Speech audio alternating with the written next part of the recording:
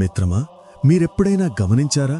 కోట్లాది మంది జనాభా ఉన్న ఈ భూమి మీద కొందరు వ్యక్తులకు మాత్రం ప్రకృతి అడుగడుగునా సహకరిస్తుంది. వారు అనుకున్న పనులు జరుగుతాయి. వారి చుట్టూ ఎప్పుడూ ఒక పాజిటివ్ ఎనర్జీ ఉంటుంది. దీనికి కారణమేమిటో తెలుసా? విశ్వానికి ధ్యానం చేసేవారంటే ఒక ప్రత్యేకమైన ప్రేమ. అసలు ఈ అనంతమైన విశ్వానికి నిశ్శబ్దంగా కూర్చుని కళ్ళు మూసుకునే ఒక సామాన్యుడికి మధ్య ఉన్న సంబంధమేమిటి? నక్షత్రాల మధ్య నడిచే శబ్దానికి మీలో కలిగే నిశ్శబ్దానికి లింకేంటి? మీరు నిశ్శబ్దంగా మారుతున్న కొద్దీ విశ్వం మీతో బిగ్గరగా మాట్లాడటం మొదలుపెడుతుంది. మీ ఆలోచనలు తరంగాలుగా మారి విశ్వమనే సముద్రంలో కలిసినప్పుడు అసాధ్యమైనది కూడా సుసాధ్యమవుతుంది. మనలోని అంతరాత్మను మేల్కొలిపినప్పుడు ఈ అనంతమైన శూన్యం మనకు మార్గదర్శిగా మారుతుంది. ఈరోజు ఈ వీడియోలో మనం విశ్వం యొక్క రహస్యాలను, ధ్యానం చేసే వ్యక్తులపై విశ్వం చూపే అపారమైన ప్రేమ వెనుక ఉన్న అసలు కారణాలను విశ్లేషించుకుందాం. నికోలా టెస్లా ఒక మాట చెప్పారు: మీరు విశ్వం యొక్క రహస్యాలను తెలుసుకోవాలంటే శక్తి, పౌనఃపున్యం మరియు కంపనాల పరంగా ఆలోచించండి. మన చుట్టూ ఉన్న ప్రతిదీ ఒక శక్తి. ఈ టేబుల్, ఈ ఫోన్, మీరు, నేను, చివరికి మన ఆలోచనలు కూడా వైబ్రేషన్లే. ఒక సామాన్య మానవుడు గందరగోళంలో, ఆందోళనలో ఉన్నప్పుడు అతని వైబ్రేషన్లు చాలా తక్కువ స్థాయిలో ఉంటాయి.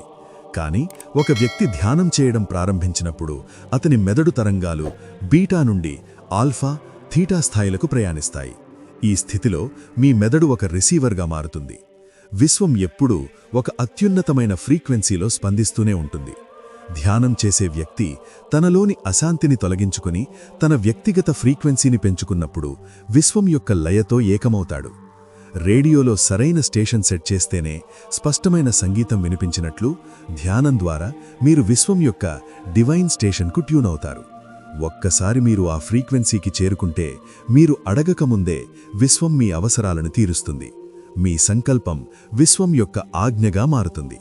అందుకే ధ్యానం చేసేవారికి ప్రకృతి అడుగడుగునా నీడలా తోడుంటుంది, అద్భుతాలను సాధ్యం చేస్తుంది.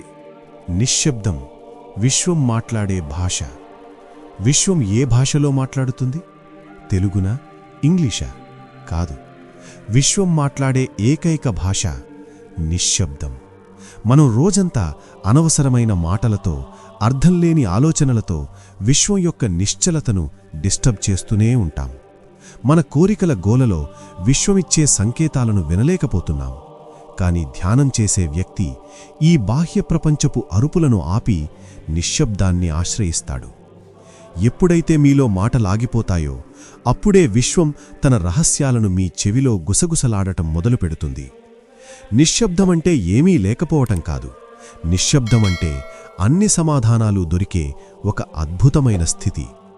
ఒక తండ్రికి తన మాట వినే బిడ్డంటే ఎంత ఇష్టమో, ఈ అనంతమైన విశ్వానికి తన మౌనాన్ని అర్థం చేసుకునే ధ్యాని అంటే అంత ఇష్టం.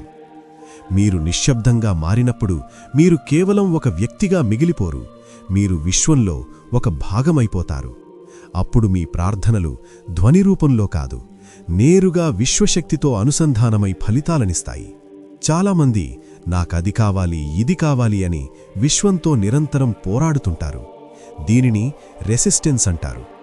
ఎదురుగాలికి వ్యతిరేకంగా ప్రయాణించే పక్షిలా వారు త్వరగా అలసిపోతారు. కానీ ధ్యానం చేసే వ్యక్తికి ఒక రహస్యం తెలుసు. అదే సమర్పణ. మొదటిది యాక్సెప్టెన్స్. వారు గతాన్ని మార్చలేమని గ్రహించి వర్తమానాన్ని ఉన్నదున్నట్లుగా అంగీకరిస్తారు. రెండవది ఫ్లో. వారు ఎదురీదడం ఆపేసి విశ్వమనే నదిలో ఒక ఆకులా కలిసి ప్రవహిస్తారు. మీరు ఎప్పుడైతే నా ఇష్టం కంటే విశ్వమిష్టం గొప్పదని నమ్ముతారో అప్పుడు మీలోని ఒత్తిడి మాయమై అనంతమైన ప్రశాంతత ఆవహిస్తుంది. మీరు పోరాడటం ఆపిన క్షణమే విశ్వం మీకోసం పోరాడటం మొదలుపెడుతుంది. మీరు విశ్వాన్ని నమ్మి ఒక్క అడుగు వేస్తే ఆ విశ్వం మిమ్మల్ని తన చేతుల్లోకి తీసుకుని 1000 అడుగులు ముందుకు నడిపిస్తుంది.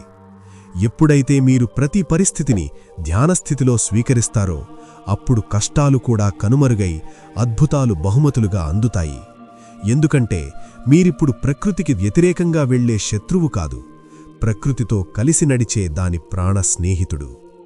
మన తలపైన ఉన్న బ్రహ్మరంధ్రం అనేది కేవలం ఒక శారీరక భాగం కాదు, అది ఈ అనంత విశ్వం నుండి ప్రాణశక్తిని గ్రహించే ఒక కాస్మిక్ పోర్టల్.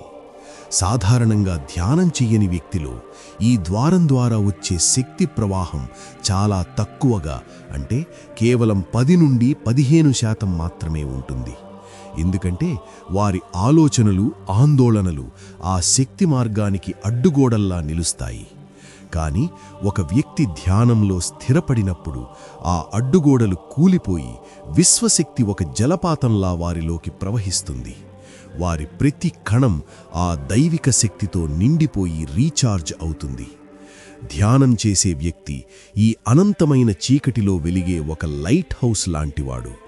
కోట్లాది మంది జనాభా ఉన్న ఈ భూమి మీద మాయా అనే కమ్మిన చీకటిలో విశ్వానికి ధ్యానం చేసే వ్యక్తి ఒక ప్రకాశవంతమైన వెలుగుచుక్కలా కనిపిస్తాడు. ఆ కాంతి విశ్వం యొక్క దృష్టిని ఆకర్షిస్తుంది.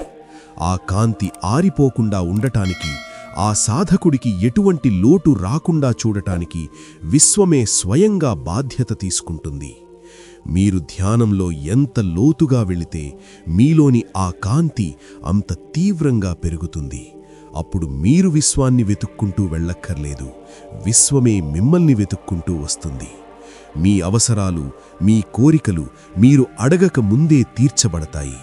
ఎందుకంటే ఒక లైట్ హౌస్ను కాపాడుకోవడం ఆ సముద్రానికి ఎంత అవసరమో, ఒక ధ్యానిని కాపాడుకోవడం ఈ విశ్వానికి అంతకంటే ముఖ్యం. ధ్యానం చేసేవారు ఏదైనా కోరుకుంటే అది చాలా త్వరగా, దాదాపు అద్భుతం అనిపించేంత వేగంగా ఎందుకు జరుగుతుంది?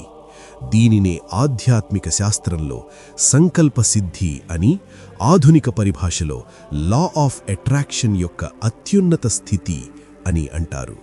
మన మనస్సు ఒక అలజడితో కూడిన సరస్సు లాంటిది.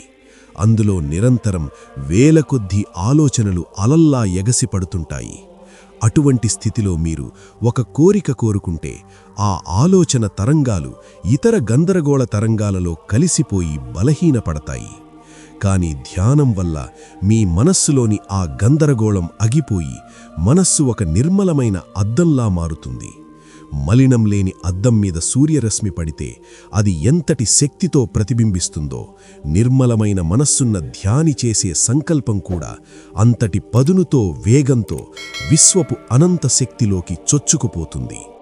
ధ్యానం చేసే వ్యక్తికి విశ్వానికి మధ్య ఉన్న కమ్యూనికేషన్ గ్యాప్ పూర్తిగా తొలగిపోతుంది.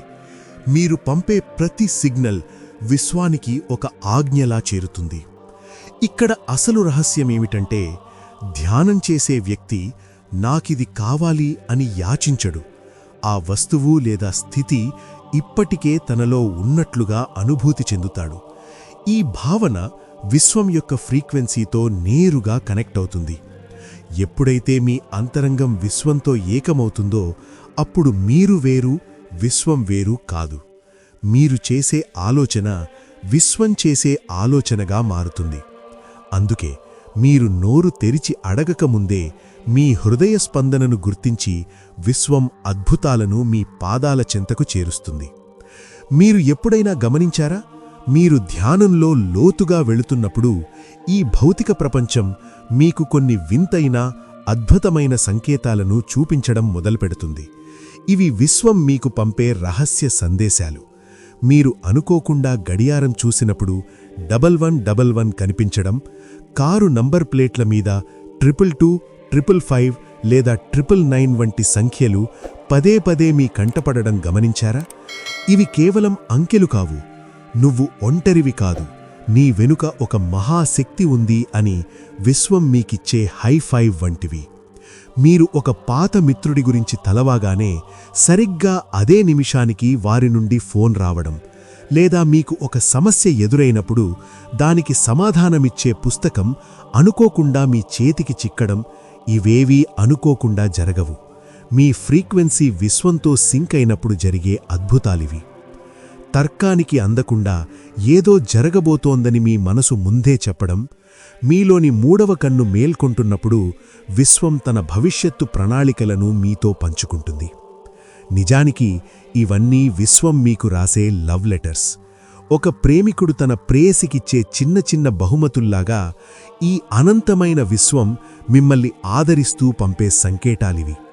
నేను నీతోనే ఉన్నాను, నువ్వు సరైన దారిలో ఉన్నావు, నీ అడుగులు వెలుగువైపు పడుతున్నాయి అని విశ్వం మీకు చెప్పే అత్యంత మధురమైన పద్ధతి ఇది. చివరగా ఒక్క మాట, విశ్వం మనకు దూరంగా ఎక్కడో లేదు, మన లోపలే ఉంది.